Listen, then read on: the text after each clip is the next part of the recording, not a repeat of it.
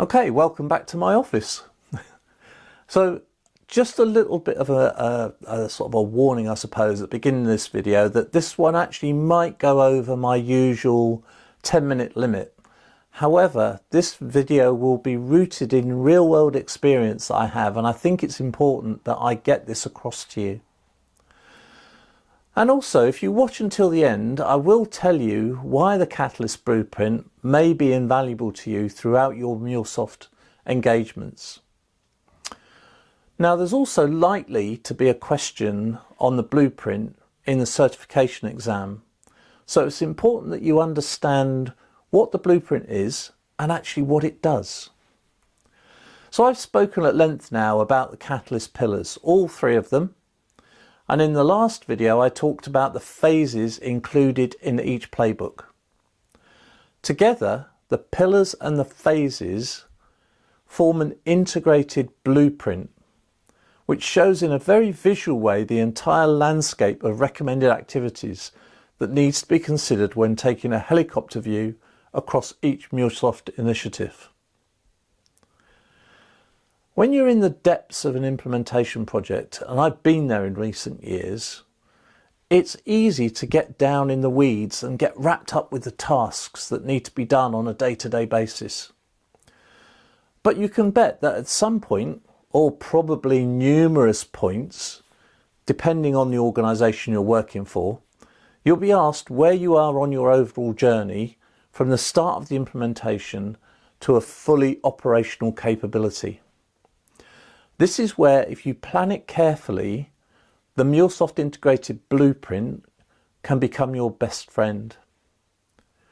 Now, if you take material from the knowledge base, you're going to start with something that looks like this. The knowledge base contains a lot of collateral assets that you can use to manage, monitor and control your implementation. But the key here is to link the steps in the playbooks and the outputs from the delivery approaches to the high-level picture that is shown here. So the Integrated Blueprint is a reporting tool basically, and it's showing you where you are in your journey.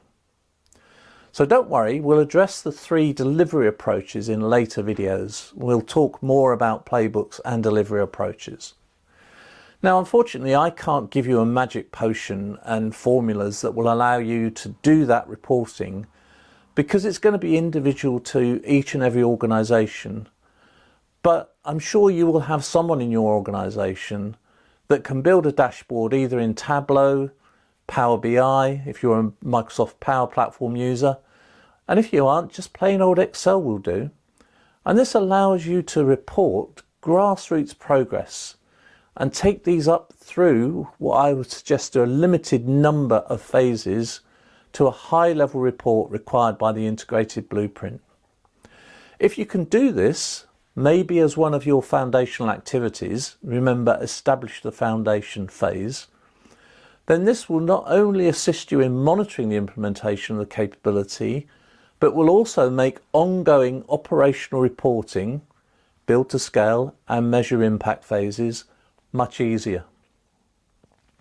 Now, while I'm referring to ongoing operational reporting, it might be time to look at the diagram in respect of delivery phases of the introduction of the capability. And I hope I can make this clear. So we'll start with exam tip 1.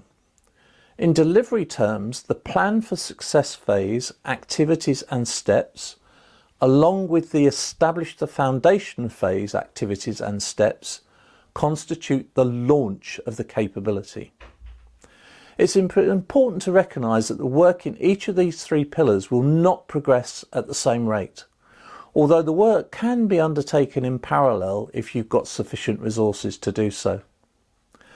However, if you look at the work required, you will hopefully see that some dependencies, for example, you will have to define the platform vision and roadmap before you can implement the platform, do exist. If you look at the Catalyst knowledge base assets for this activity, you will find examples of an integrated blueprint that has a progress bar on each activity within the appropriate phase. It looks something like this. This is obviously one way of showing progress at a high level, but many other ways of showing progress are available, and I would suggest that you keep to the method that your senior management is familiar with in order to maintain clarity. Following the launch activities, the next delivery phase is scale, but I see the boundary between launch and scale as being somewhat blurry. In my view, at this stage, before you proceed to scale in each of the pillars, you need to pause and review where you are. The activities in each pillar for the scaling work will depend, as I've found, on the lessons learned at each of the stages of the launch. As an Agile coach, my approach has always been to plan, design, build, test, review. Carry on with what works and change what doesn't. And I believe the same applies here. For the business outcome pillar, you definitely need to review what your definition of success actually looks like. This needs to take into account all of the normal project concerns such as finance, staffing, training and support, just to mention a few. By the time you come to scale, you should have a good idea of what your capability looks like and what you need to move forward. Review the overall success plan now to see what you want the future to look like. Have a vision of the desired business outcomes, and this is vital in order to focus the activities in the other two pillars. Now, in your technology delivery pillar, you will have the platform up and running, and some things, such as where you've deployed the platform, for example, will have been fixed. Other aspects may be more fluid, such as projects currently running and those yet to be started. By now, as an example, if you implemented the MuleSoft Anypoint platform, you will know the number of vCores that you're using, but you will need mechanisms to predict when you will need to buy more. This is incredibly important in terms of finance. These, as I've said, can be crucial business decisions with significant financial impact. In addition, remembering that the Catalyst methodology promotes a separation of platform from project and a decentralized model for development, the onboarding of additional teams may require you to look at resources, training, and the establishment of governance processes.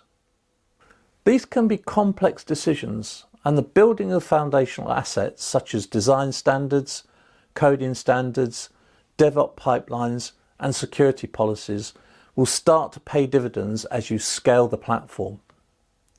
One of the most important activities during both the launch and the scale phase is communication and evangelism. During the launch phase, it's vital to communicate with the rest of the organization what you're doing and to build interest and enthusiasm of the innovation that integration can bring to the business.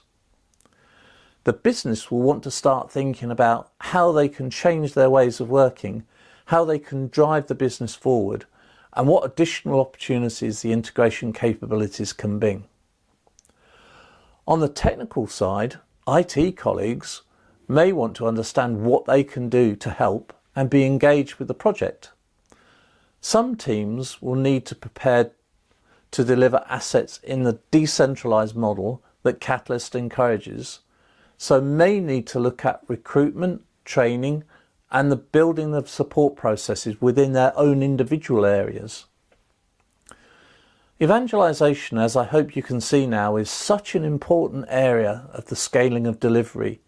So you need to be prepared to answer everything from very basic questions right through the whole spectrum to detailed and complex questions about every aspect of the capability. One last word on scaling before I move on. If your capability is successful in launch and scaling, and that starts, it should never stop. You should be constantly scaling from then on. The period in which you can refresh your overall success plan may shorten or lengthen depending on, to a certain extent, on how your business grows and how it's financed. Your platform will always need to be expanded to support new business requirements, and the training of staff will become an ongoing activity both centrally for the Centre Enablement team and for the decentralised teams that are enhancing the offering of the platform. The final activity represented in the Integrated Blueprint is Optimise, which covers the measure impact phase. Again, how you do this will be very specific to your own business. How a business measures value or assesses the impact of the platform and project will depend on many different and widely varying criteria.